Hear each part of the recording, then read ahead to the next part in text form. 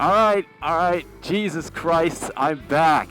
God, didn't I call it? I think I called that like a few months ago. I was like, and then release twice a week, but I don't know, because then if I start doing that, the people kind of expect it. People expect me to release 2 times a week, and when I don't do that, they get upset. So I'm not sure if I'm totally going to be doing that. And I was totally right. You guys behaved exactly the way I should.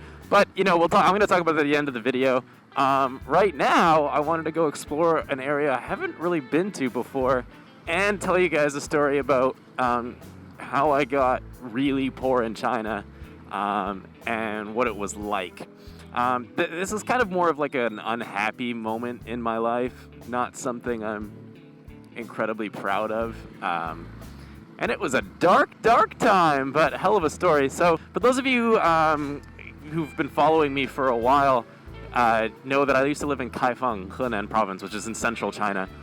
Not the best place to choose as your first city, but it was okay. It was kind of like one of those ancient capitals. But anyways, doesn't matter. Back then, it was like, I don't know, my 3rd, maybe 4th month in China. I can't remember. I can't really remember. But I was new, but I had a motorcycle already back then. I bought like this crappy green, like Chinese 125cc bike. The first semester of the university I was working at was over, and it was summertime. Sorry, I guess that would be the second. I don't know. Anyways.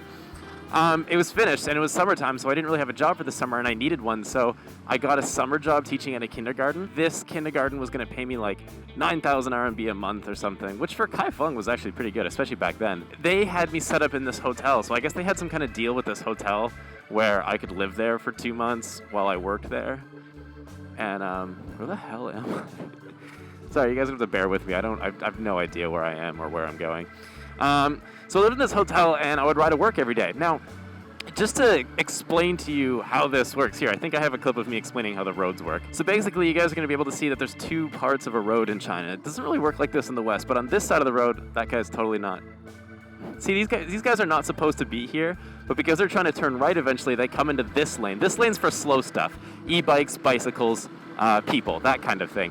That side of the road, see that car going right there? That side of the road's for fast stuff, cars and motorcycles and what have you. Did that guy just throw a brick down there? I'm not supposed to be here. Oh, he's waving me to go. Shish, yeah. I don't really want to drive under falling stuff. But anyways, on the main part of the road is where like littering. I'm just watching people throw stuff everywhere. I was on my way to work, and I was riding on this side where I wasn't supposed to be, but I knew that I was going to turn right eventually, okay? So I'm like weaving by, I'm like passing bicycles and e-bikes and people, going like 30 kilometers an hour. I wasn't going that fast. There was this old woman on her bicycle, and you know how bicycles make a decision, dude, I'm not playing chicken with you. All right. You know how bicycles kind of... Stop, you're driving down the wrong side of the road. Yeah, you know how bicycles have kind of like short wheelbases and giant wheels? Well, so they can kind of like turn very, very quickly, like on a dime, basically. And, with China's lax rules, like I'm riding on the sidewalk right now and no one cares. But yeah, there's just these lax rules. But yeah, she did that. She basically turned left very suddenly, and I tried to pass her on the left side, but I clipped her front wheel, and she kind of like lays down her bicycle, right? And I go flying. I go over the handlebars. I roll. I slide. I ended up under like a parked Audi. It was bad. Let's go in here. I got up, and I was like, holy shit, because this is like my first crash. Probably not my first crash. My first like serious, fuck up riding, really. And I was panicking because I hit an old woman, and if you're going to hit someone or something, make it not an old woman. Like on the list of shitty things to hit, that's up there. Look, a garbage forest. Come on over here. Come around here. But that would be a shame. I'm really tempted to go down there. I think someone owns it. But anyways, yeah, so I get up, adrenaline's pumping, I don't know what to do, and I duck.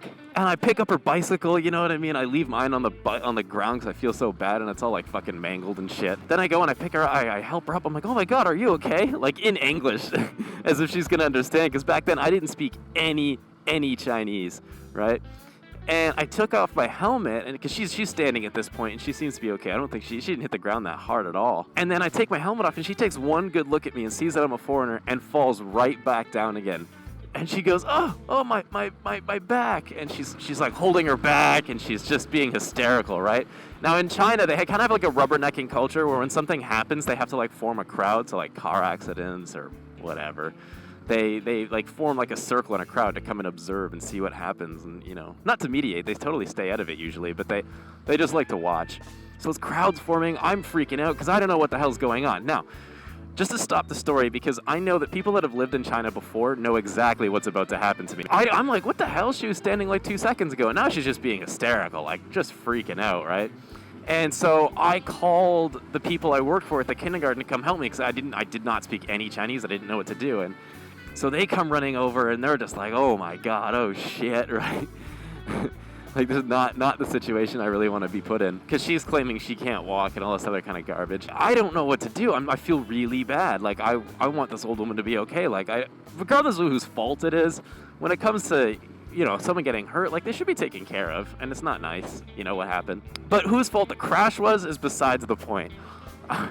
Because what happens next is I get to the hospital, and the whole family's there. Grandpa's there, aunts, uncles, cousins, nieces, nephews, the whole fucking kit and caboodle, And they're like, all right, we want 50,000 RMB as compensation. Because again, a lot of these things aren't going to make a lot of sense to you guys who've never lived in China, but basically, when you get into it, that is fucking cool.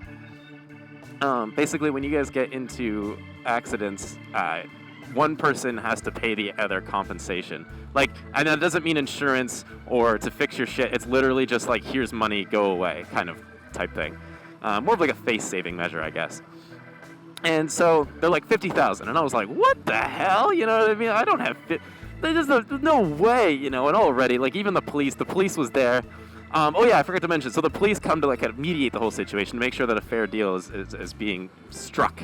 But the police, because of that, the police took my passport because, so that way I can't run away, and this old woman is left, having to pay for her non-existent injury. But even the cop is like 50 grand, no way, you know what I mean? I didn't have any money. So we basically get it, we basically got her down to 30,000 RMB, which I still didn't have. 30,000 RMB for me back then, for anyone back then, was a fucking lot of money.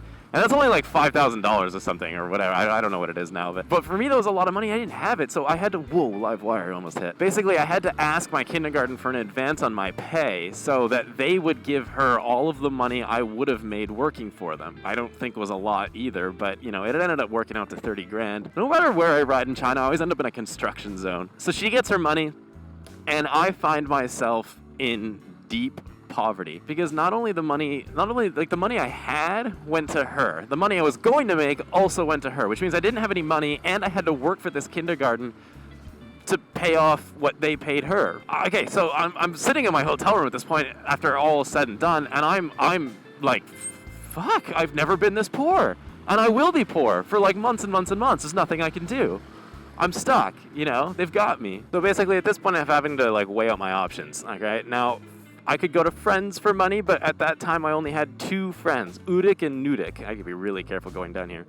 Udik and Nudik were from Kyrgyzstan, and they rode horses for the circus, and in my mind were completely fucking insane, and there was no way I was going for those guys to help, because I think they had even less money than I did, because I blew it all on whores and clubs and stuff. So I was fucked, so why don't I go to family for money? Well, I'm not really that close to my family, and on top of that, the bigger issue was, like, I felt like I got myself into this situation, and it wasn't something I wanted to go to someone else to help, how retarded would it look? Like, if I'm moving to China, and it's going to be this great big adventure, and everyone's like, oh my god, you're so brave, so proud of you, blah, blah, blah, blah, blah. And then 3 months into it, I'm like, yeah, can you get me a plane ticket home? Because I hit this woman, and now I'm in, like, severe poverty. You know what I mean? Like, that would look awful. So there's no way I wanted to go to anyone for help, because I think it was just a pride issue. It was something that I really wanted to handle myself. It was something I wanted to overcome and take care of, which is exactly what did not happen. I went straight to the bar.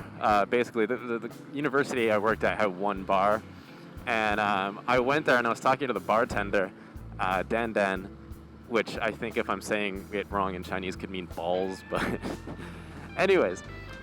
She spoke a little bit of English, and I was explaining to her situation, and beside her was this other girl, Chio. And she was, at the time, she's like 40 now, but back then she was like 36, 37, and drop dead gorgeous. She was a businesswoman in Kaifeng. She was kind of, overhearing the conversation, and Dan was explaining to her what was happening. And I started hanging out with her more. And basically, she takes me out to all these friends to like this cigar, wine, bar, party thing place. I'm not really sure what it was called or what it is. But so I'm on a week. I've got no money in my pocket, but I'm sitting at this table with smoking a cigar, drinking fine whiskeys. Like, it was just such a weird situation. But I was happy. And anyways, I kind of started not like dating her, but sort of starting to like see Cho a little bit more, even though she was double my age, or twice my age rather. And she took care of me. I remember like a month into it, I still had no money. I had nothing, except for this like sugar mama or something. I was happier in the pig and shit with that woman. Even though it was like the most, how do you say that? Unmasculating experience ever. Because I'm just like this poor foreigner being taken care of by this woman. I miss her a lot. I haven't talked to her in a long time. I actually went back and WeChatted her. And she's doing good. But seriously, like, if I was still in Kaifeng, I'd fucking marry that bitch in 2 seconds. I don't care that she's 40. She was the best. But, she obviously couldn't take care of me the whole time. And so there was some really, really difficult, hard times. In Kaifeng. I mean, I'm talking like splitting baozi, like it's like a bun, so that I can have enough food for the next day, or like, it was tough. And I can complain all I want, but the truth is, when you switch up the perspectives here, like there's a lot of people, like not most, but a lot of people in China live like that. They only. Is it an IS-200? Holy shit! I found C-Milk's car. It's not C-Milk's car, but it's an IS-200. I love IS-200s. I don't know, I was gonna say like how it was like being poor, but I can't really tell the story because, I mean, when you're that poor, you can't do anything. You know what I mean? All I had was like a broken bike and a fucking half tank of gas, And that woman, I bet you bought new e-bikes for her whole family with the money I gave her. That's just, the whole situation pissed me off because, I got basically scammed.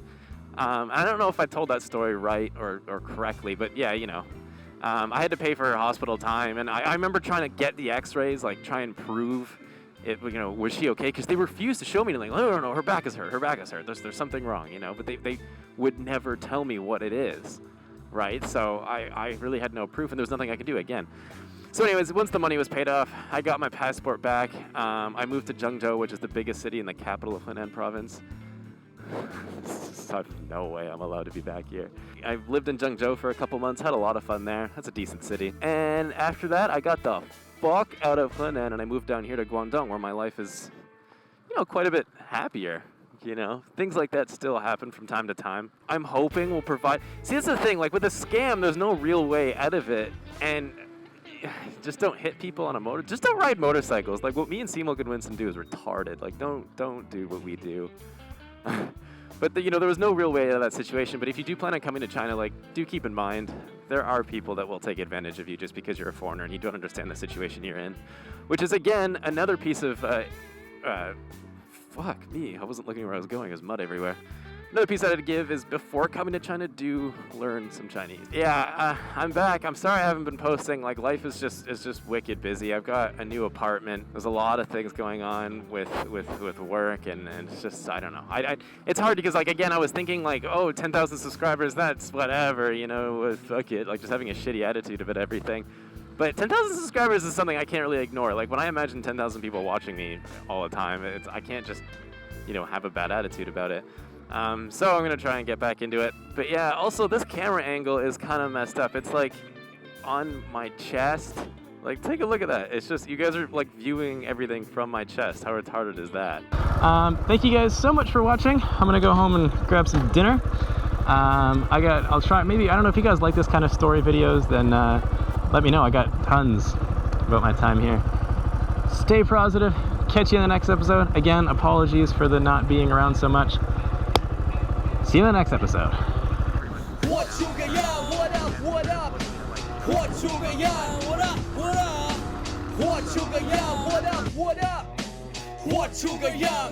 What up?